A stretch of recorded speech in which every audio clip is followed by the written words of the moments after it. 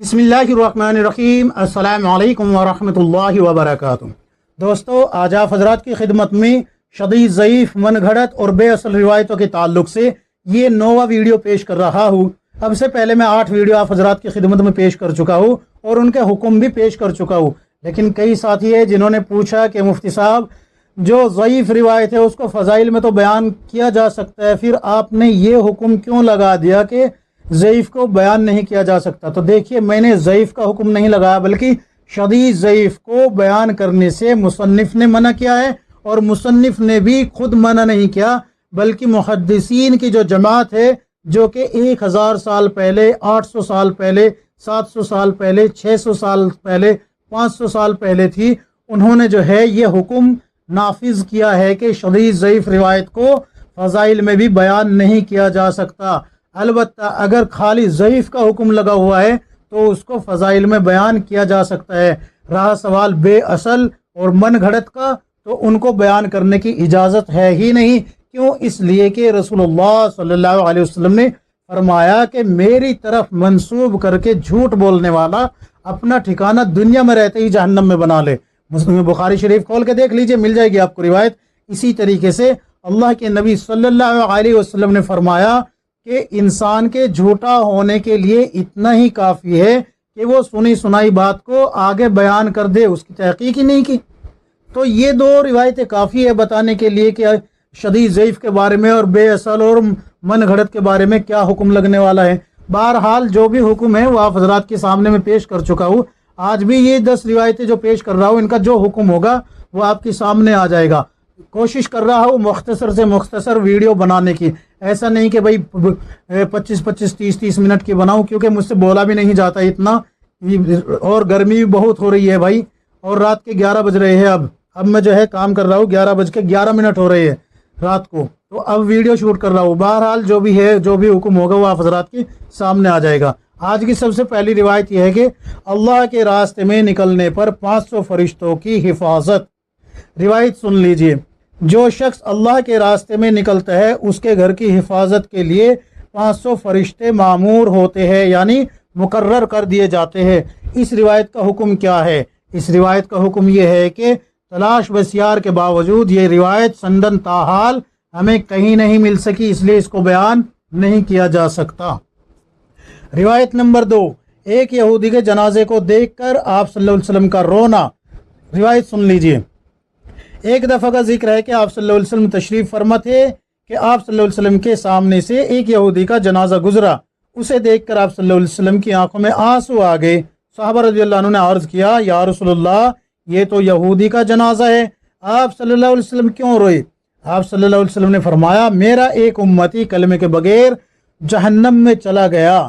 اس روایت کا کیا حکم ہے؟ اس کو بہت زیادہ بیان کیا جاتا ہے، تو اس روایت کا حکم یہ ہے کہ تلاش بسیار کے باوجود یہ کہیں نہیں ملی، اس کو بیان نہیں کیا جا سکتا۔ روایت نمبر 3، کلمے کی برکت۔ اب روایت سن لیجئے، نبی اکرم صلی اللہ علیہ وسلم نے فرمایا، 100 سال کا بوڑھا مشرک بھی مرتے وقت کلمہ لا الہ الا اللہ پڑھ لے تو اللہ تعالیٰ اس کے تمام گناہ معاف فرما دیں گے۔ اس روایت کا حکم سن لیجئے، تلاش بسیار کے باوجود یہ روایت سندن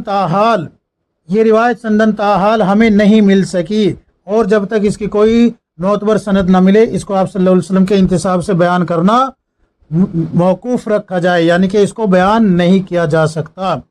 اس کے علاوہ ایک بات اور یہاں پر مصنف حضرات نے لکھی ہے، وہ بھی آپ حضرات کے سامنے پیش کر دیتا ہوں۔ شیخ الحدیث حضرت مولانا زکریہ صاحب رحمۃ اللہ علیہ کاندھلی نے فضائل اعمال میں ایک حدیث فائدے میں اس جملہ کو اس طرح بیان فرمایا ہے، اس پاک کلمے میں حق تعالی شان ہونے کیا کیا برکت رکھی ہے، اس کا معمولی سا اندازہ اتنی ہی بات سے ہو جاتا ہے کہ 100 برس کا بوڑھا جس کی تمام عمر کفر و شرک میں گزری ہو، ایک مرتبہ اس پاک کلمے کو ایمان کے ساتھ پڑھنے سے مسلمان ہو جاتا ہے اور عمر بھر کے سارے گناہ زائل ہو جاتے ہیں۔ ثابت ہوا کہ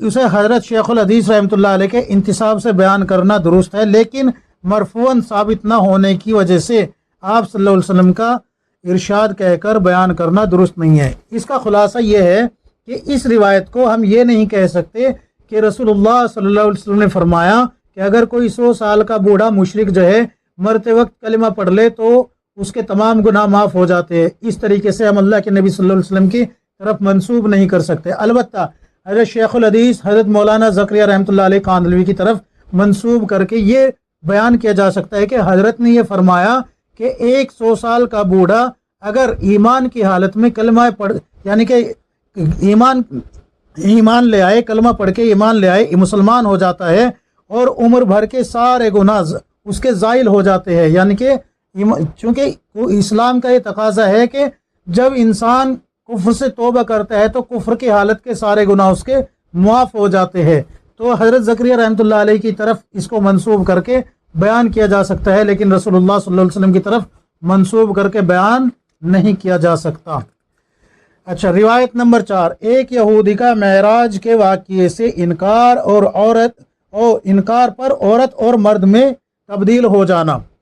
روایت، نبی اکرم صلی اللہ علیہ وسلم نے جب معراج کا واقعہ بیان کیا تو ایک یہودی شخص نے اس واقعے کا انکار کیا کہ ایک ہی دن میں ایسا نہیں ہو سکتا۔ وہ شخص مچھلی خرید کر گھر لایا اور بیوی سے کہا اسے پکاؤ، میں نہا کر آتا ہوں۔ یہ شخص نہر پر نہانے گیا، جب نہا کر باہر نکلا تو عورت بن چکا تھا اور جگہ بدل گئی تھی اور کپڑے بھی نہیں تھے۔ وہ اسی حالت میں تھا کہ وہاں سے ایک رئیس کا گزر ہوا، اس نے خوبصورت عورت دیکھی تو اسے اپنے ساتھ لے گیا اور شادی کر لی، اس کے 2 بچے پیدا ہوئے۔ ایک عرصے بعد وہ یہودی شخص جو عورت بن گیا تھا جس سے رئیس آدمی نے شادی کی تھی، نہر پر نہانے گیا، جب باہر نکلا تو وہ مرد بن چکا تھا اور پہلی والی جگہ پر تھا اور کپڑے بھی موجود تھے، اور وہ جلدی سے کپڑے پہن کر گھر گیا تو دیکھا کہ مچھلی اسی طرح رکھی ہوئی ہے اور بیوی اسی طرح کام کر رہی ہے، اور بیوی نے خاوند کو دیکھ کر کہا کہ آپ اتنی جلدی آ گئے، ابھی تو میں نے کام ہی ختم نہیں کیا۔ تو اس روایت کا حکم کیا ہے سن لیجئے۔ تلاش بسیار کے باوجود یہ روایت سندن تاحال ہمیں کہیں نہیں مل سکی، اور جب تک اس کی کوئی معتبر سند نہ ملے اسے آپ صلی اللہ علیہ وسلم کے انتساب سے بیان کرنا موقوف رکھا جائے، کیونکہ آپ صلی اللہ علیہ وسلم کی جانب صرف ایسا کلام و واقعہ ہی منسوب کیا جا سکتا ہے جو معتبر سند سے ثابت ہو۔ یہ واقعہ جو ہے بڑا مشہور ہے، اس کو بیان کیا جاتا ہے، لیکن حقیقت اس کی کیا ہے یہ سامنے آ گئی، یعنی کہ یہ تلاش بسیار کے باوجود نہیں مل رہا، لہذا اس کو بیان نہ کیا جائے۔ روایت نمبر 5، نبی اکرم صلی اللہ علیہ وسلم کی حضرت علی رضی اللہ عنہ کو سوتے وقت 5 ہدایت۔ روایت سن لیجئے، نبی اکرم صلی اللہ علیہ وسلم نے حضرت علی رضی اللہ عنہ سے ارشاد فرمایا، سوتے وقت 5 کام کر کے سویا کرو۔ نمبر 1، 4000 صدقہ کر کے۔ نمبر 2، 1 قرآن پڑھ کر۔ نمبر 3، جنت کی قیمت ادا کر کے۔ نمبر 4، 2 لڑنے والوں میں صلح کروا کر۔ نمبر 5، حج کر کے۔ یہ 5 کام کر کے سونے ہیں، یعنی کہ یہ 5 کام کر کے سویا کرو۔ حضرت علی رضی اللہ عنہ فرماتے ہیں یہ کام اتنے تھوڑے وقت میں کون کر سکتا ہے؟ آپ صلی اللہ علیہ وسلم نے فرمایا 4 مرتبہ سورہ فاتحہ پڑھنا۔ کتنی؟ 4 مرتبہ سورہ فاتحہ پڑھنا ثواب میں 4000 دینار صدقہ کرنے کے برابر ہے۔ 3 مرتبہ قل هو اللہ احد پڑھنا ثواب میں 1 قرآن پڑھنے کے برابر ہے۔ 3 مرتبہ درود شریف پڑھنا ثواب میں جنت کی قیمت ادا کرنے کے برابر ہے۔ 10 مرتبہ استغفار پڑھنا ثواب میں 2 لڑنے والوں میں صلح کرانے کے برابر ہے۔ 4 مرتبہ تیسرا کلمہ پڑھنا ثواب میں ایک حج کرنے کے برابر ہے۔ اب اس روایت کا حکم سن لیجئے۔ فضائل میں نا اس کو بڑا بیان کیا جاتا ہے، خاص کر اس وقت جب کہ فضائل ذکر کیے جا رہے ہو، تو اس کا حکم کیا ہے یہ سن لیجئے۔ تلاش بسیار کے باوجود یہ روایت سندن تاحال ہمیں کہیں نہیں مل سکی، اور جب تک اس کی کوئی معتبر سند نہ ملے اس آپ صلی اللہ علیہ وسلم کے انتساب سے بیان نہیں کیا جا سکتا۔ روایت نمبر 6، مذاق شیطان کی طرف سے ایک ڈھیل ہے۔ روایت سن لیجئے، مذاق کرنا شیطان کی طرف سے ایک ڈھیل ہے، یعنی مذاق کے راستے سے شیطان انسان کو شکار کر لیتا ہے۔ اس روایت کا حکم کیا ہے؟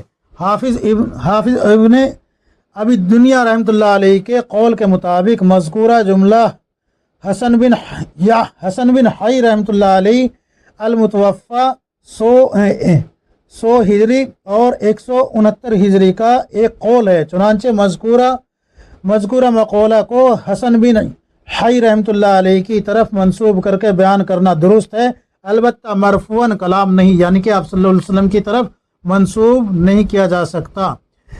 کیوں؟ اس لیے کہ یہ آپ صلی اللہ علیہ وسلم سے ثابت نہیں ہے۔ روایت نمبر 9، جو شخص علم حاصل کرتے ہوئے مر گیا اسے بے جوڑ موتی کا محل ملے گا۔ اب یہ روایت سن لیجئے، نبی کریم صلی اللہ علیہ وسلم فرماتے ہیں جو شخص علم حاصل کرنے کے لیے نکلا اور راستے میں مر گیا تو اسے جنت میں اس کے راستے میں جتنا طویل عریض بے جوڑ موتی کا محل ملے گا، یعنی کہ جتنا سفر وہ کر چکا ہے گھر سے، اور مثال کے طور پہ آپ سمجھے کہ دہلی سے ایک آدمی امریکہ جماعت میں گیا یا کوئی بیان کرنے کے لیے گیا، یعنی کہ اللہ کے دین کی خدمت کے لیے گیا، چاہے وہ کسی بھی شعبے میں گیا، اور وہ جو ہے راستے میں ہی سفر کے دوران ہی انتقال کر گیا، تو جہاں انتقال ہوا ہے وہاں سے لے کے اور اس کے گھر تک ایک ایسا بے جوڑ موتی کا محل اس کو ملے گا جنت میں، جس میں اس موتی میں جوڑ ہی نہیں ہوگا۔ تو اس روایت کی حقیقت کیا ہے اور حکم کیا ہے، تو سن لیجئے اس کو۔ تلاش بسیار کے باوجود یہ روایت سندن تاحال ہمیں کہیں نہیں مل سکی، اور جب تک اس کی کوئی معتبر سند نہ ملے اس کو بیان نہیں کیا جا سکتا۔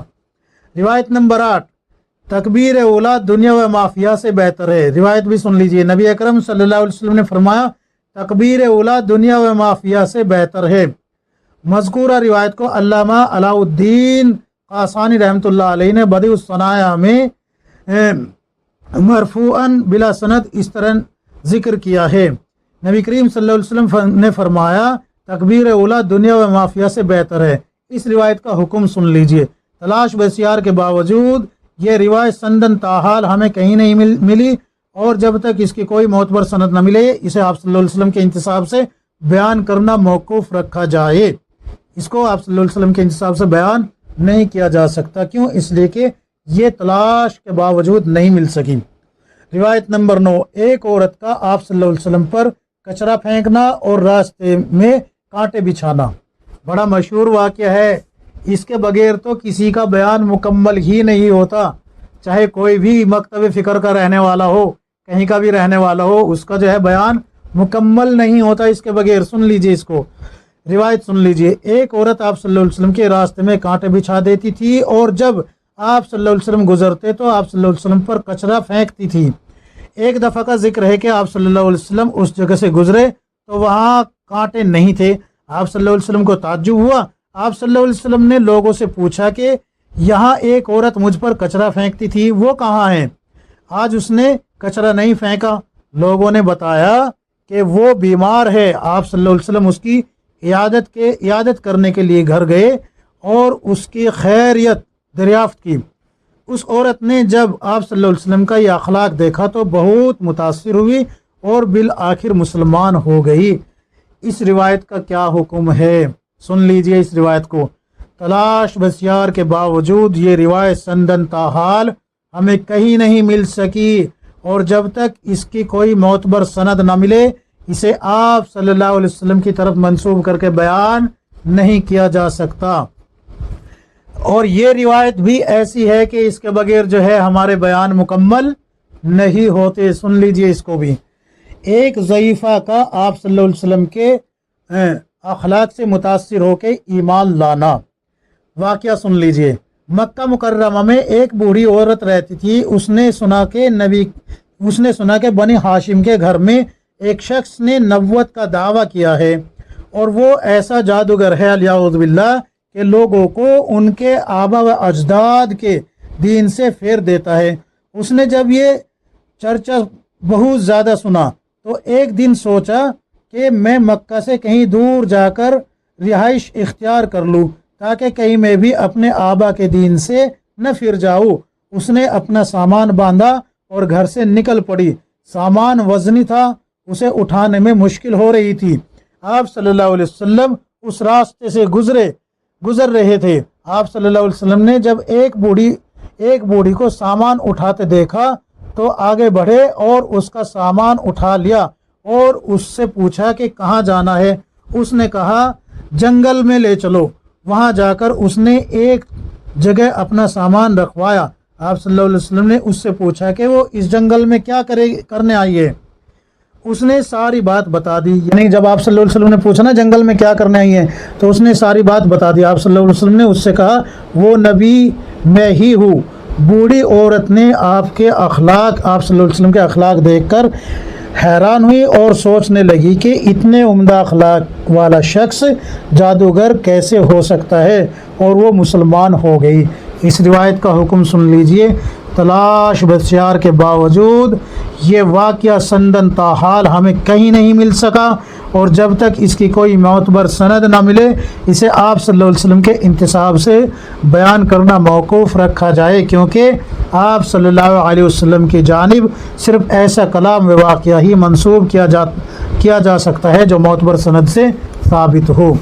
تو یہ 10 روایات آپ حضرات کی خدمت میں نے جو پیش کی ہے، یہ کتاب ہے غیر معتبر روایت کا فنی جائزہ، جلد نمبر 2 کھول کے دیکھیں، آپ کو مل جائے گی ساری روایتیں۔ جتنی بھی روایتیں میں نے پیش کی ہے اب تک یہ جلد نمبر 1 اور جلد نمبر 2 سے ہی پیش کی ہے، ابھی تک تیسری کا نمبر نہیں آیا، بلکہ یہاں پر تو یہ 10 جلدیں ہیں، ان کو بیان کیا جانا ہے۔ صبر اور تحمل سے ویڈیو دیکھتے رہے، اور جو ہے حوصلہ افزائی کرنے والے حضرات کا بہت بہت شکریہ، اور جو بیڈ کومنٹس کرتے ہیں ان کا بھی بہت بہت شکریہ، کیونکہ ان سے ان کی ذہنیت کا پتہ لگ جاتا ہے کہ ایسے بھی لوگ معاشرے میں موجود ہیں جو کہ سچائی کو قبول کرنا نہیں چاہتے۔ اللہ تبارک و تعالی ہم سب کو کتاب و سنت کے مطابق زندگی گزارنے کی توفیق عطا فرمائے، آمین یا رب العالمین۔